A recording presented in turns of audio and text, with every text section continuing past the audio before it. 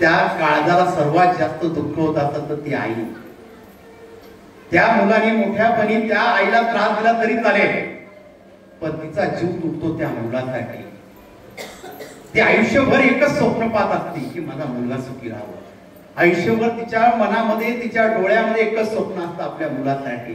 त्या मुलाने विचारो नाही तर ना विचारो, पण त्या मुलाचं वाईट न पाहणारी ती असते आई. आईने पटकन मुलाला छातीशी लावलं, बाळा काय झालं? आणि मुलाचे रडता रडता डोळे पुसू लागले. आणि डोळे पुसताना मुलगा म्हणतो, आई तू कुठे? आणि त्या ठिकाणी मुलाची नजर निघून गेली. बाळा मी तुझ्या जवळ आहे, आई तू मला दिसत नाहीये, सर्व अंधार दिसतंय. आई काय बोलतो बाळा? आईने पाणी आणलं, डोळ्यावर पाणी मारलं. अरे बाळा दिसत असेल. आई खरंच मला काहीच दिसत नाही. बाप जवळ आला, अरे काय झालं? बाबा मला तुम्ही दिसत नाहीये, डोळ्यात अंधार आलं बाबा, काही दिसत नाहीये, काय करावं? ती आई रडू लागली. मुलाला जवळ घेतलं, बाळा असं नको रे म्हणू, असं होणार नाही तुला तिथे. दोघांनी मुलाला घेतलं आणि वैद्याकडे गेले. वैद्याला दाखवलं.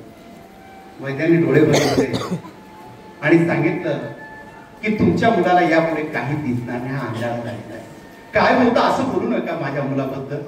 अहो त्याला दिसत होतं ना, फक्त पडला तो, उद्या त्याचं मुंजे. तुम्ही असं कसं सांगताय? मी काहीच सांगू शकत नाही, पण याला दिसत नाही. मुलाला घरी आणलं.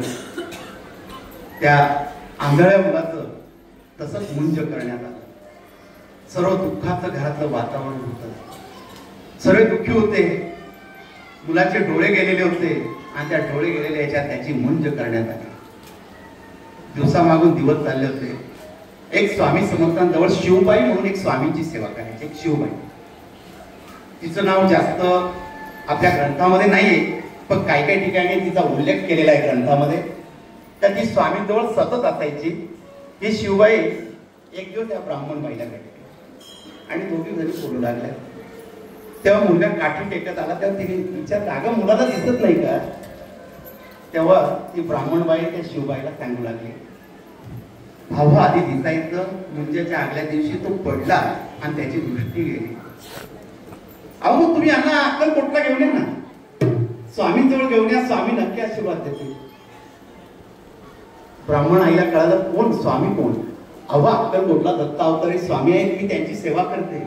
अनेक भक्त येतात या अक्कलकोटला, रडत रडत येतात, हसत हसत येतात. स्वामी प्रत्येकावर कृपा करत असतात. तुझ्या लेकरावर सुद्धा स्वामी महाराज कृपा करतील. मी स्वामींना सांगेल तुझ्यासाठी, इतका विश्वास माझा स्वामींवर आहे. काय बोलते? मी नक्की येते तुझ्या बरोबर. अहो ऐकलं का? शिवबाई काय सांगते की अक्कलकोटला स्वामी महाराज असतात, त्यांच्याकडे गेलं तर आपल्या बाळाला दिसू लागेल एक उम्मीदची किरण त्यांना दिसू लागेल.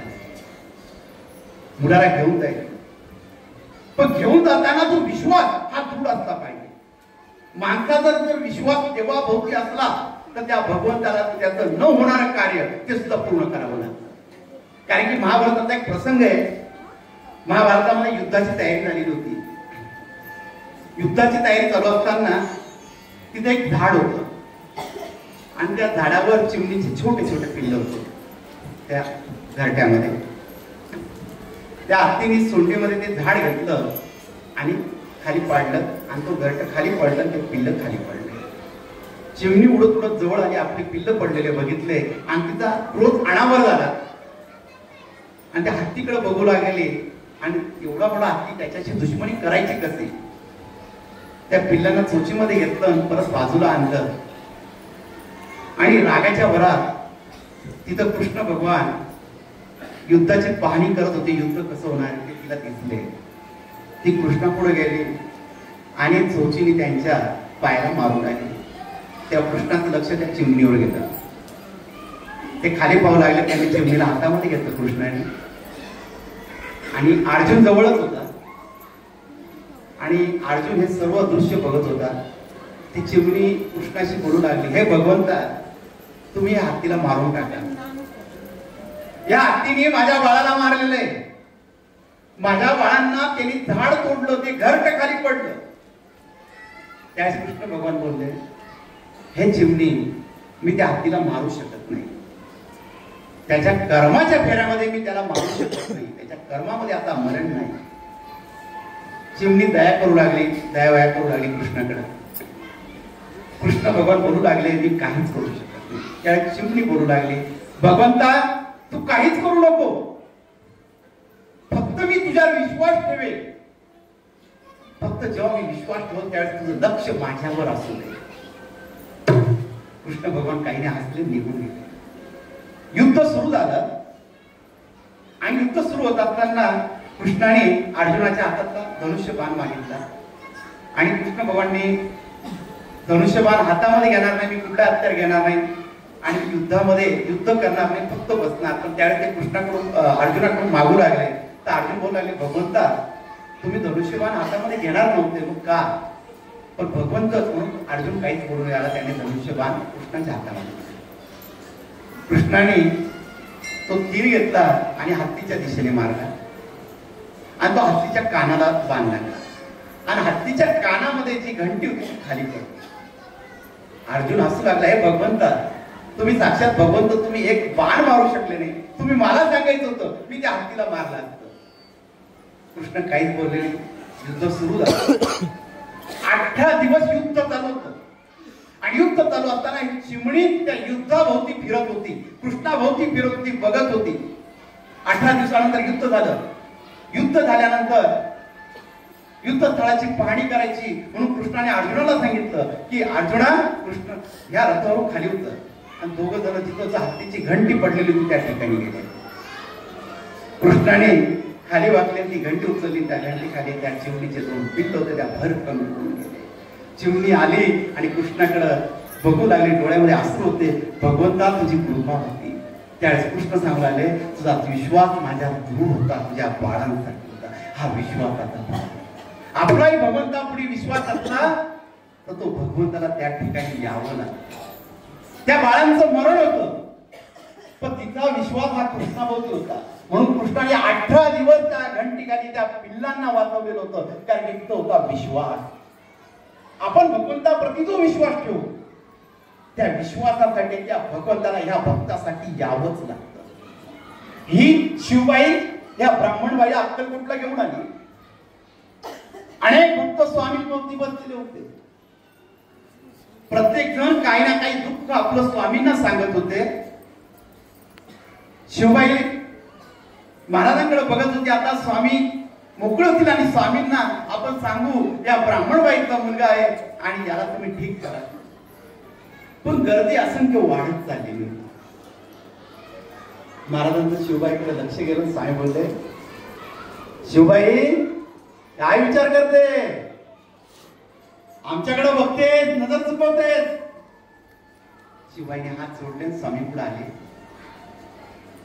महाराजांना हात जोडून डोक्याला हात लावून महाराजांना सांगू लागले, स्वामी ही माझी मैत्रीण ब्राह्मणबाई, तिचा मुलगा गणेश मुंज करायच्या आगल्या दिवशी त्याची दृष्टी गेली. स्वामी महाराज त्याच्यात कृपा करा ना स्वामी.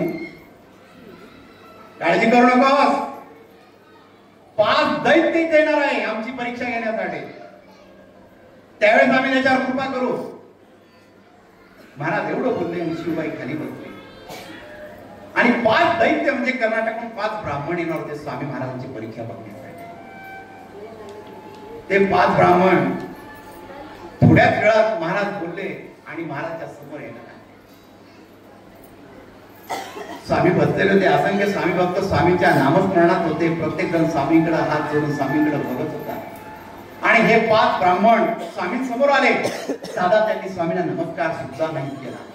अहंकाराच्या भावनेत एका कोपऱ्याला जाऊन बसून घेतलं आणि विचार करू लागले की ह्या संन्यासाची परीक्षा घ्यायची आपल्याला. याची परीक्षा घेताना याला संस्कृत येतं का? याला काय येतं? 4 वेदा माहित आहे का? याला वेद पुराणाचं ज्ञान आहे का? आपण याची परीक्षा घेऊया. असे तिघांचे विचार मनामध्ये चालले होते आणि मनामध्ये चालले होते कोणते संस्कृत श्लोक याच्या पुढे म्हणावे, त्याचं उत्तर देऊ शकेल का? त्यांचे विचार चालले होते. त्यावेळेस महाराज बोलू लागले, शिवबाई हा गणेश पुढे आपला, त्याला माझ्याजवळ बोलव. शिवाईने त्या ब्राह्मणबाईच्या मुलाला हात धरला आणि स्वामी जवळ आणला.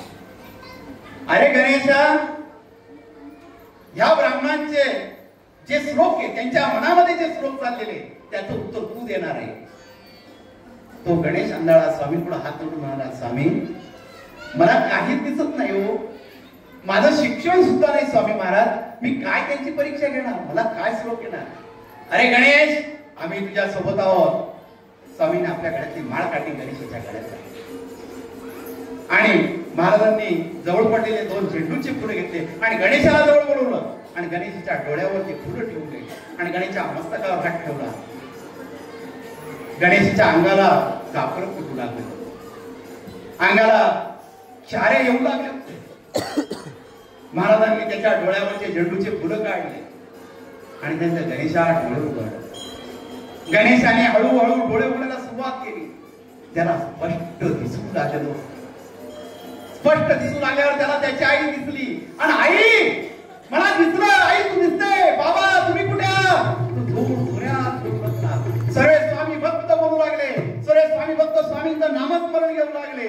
श्री स्वामी समर्थ, जय जय स्वामी समर्थ, सद्गुरु स्वामी समर्थ, जय जय स्वामी समर्थ, महाराज श्री स्वामी समर्थ, जय जय स्वामी समर्थ, सद्गुरु स्वामी समर्थ, जय जय स्वामी समर्थ, महाराज श्री स्वामी समर्थ, जय जय स्वामी समर्थ, सद्गुरु स्वामी समर्थ, जय जय स्वामी समर्थ. सर्वांचं नामस्मरण चालू होतं. प्रत्येक जण स्वामींचं नामस्मरण घेऊ लागतो. प्रत्येक जण चमत्कार की स्वामींनी ते 2 झेंडूचे फुलांचा स्पर्श गणेशाच्या डोळ्याला केला आणि अंधपुत्राला आता सर्व दिसू लागलेलं. मुलगा स्वामींजवळ आलेला होता. स्वामी पुढे हात जोडता डोळ्यांमध्ये अश्रू निर्माण झाले होते. स्वामी महाराज, तुमच्या आशीर्वादामुळे मला दिसू लागले.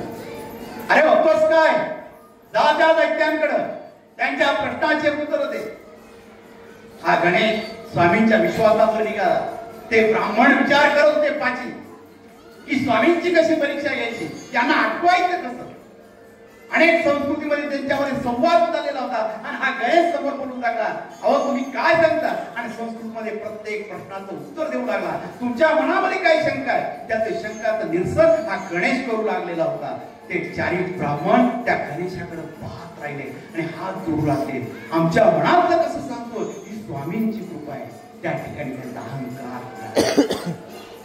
त्या 4 ब्राह्मणांना स्वतःची लाज वाटू लागली. उठले, खाली माना केल्या आणि स्वामींच्या दिशेने स्वामींजवळ आले. स्वामी क्षमा करा, आमच्याकडून चूक झाली स्वामी महाराज. स्वामी महाराज म्हणतात, अरे हा कुठला अहंकार आहे, हा अहंकार कसला आहे. तुम्ही वेदोक्त ब्राह्मण आहात, हे कसा अहंकार करताय, कोणाची परीक्षा पाहताय. आम्ही ब्रह्मांड आहोत, या सृष्टीचा ब्रह्मांड नायक मी आहे. आमची परीक्षा पाहतात. आम्ही दत्त स्वरूप आहोत, आम्ही नृसिंह भान आहोत, आम्ही अक्कलकोटचे स्वामी समर्थ आहोत. स्वामी महाराज एवढे.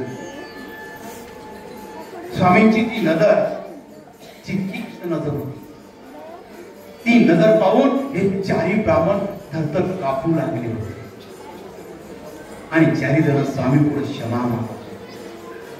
स्वामींनी या 4 ब्राह्मणांना क्षमा केला आणि त्या आपल्या कर्नाटकात क्षमी घेऊन गेले. हा गणेश स्वामींजवळ उभा होता. त्याला स्वामींनी ज्ञानी बनवून टाकलेलं होतं.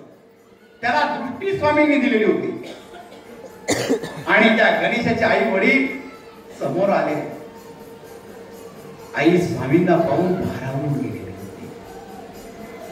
स्वामी, माझ्या पुत्राला, माझ्या गणेशाला तुम्ही दृष्टी दिली स्वामी महाराज. किती पुण्य हो स्वामी माझे, या जन्मी मला तुमचं दर्शन लाभलं स्वामी महाराज. माझ्या पुत्राची दृष्टी गेली स्वामी महाराज.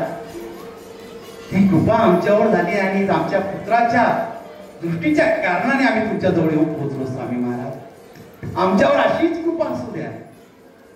गणेश आणि त्याच्या आई बाबा स्वामींच्या पायावर नतमस्तक झाले. स्वामींनी एकच आशीर्वाद दिला, देऊ नको.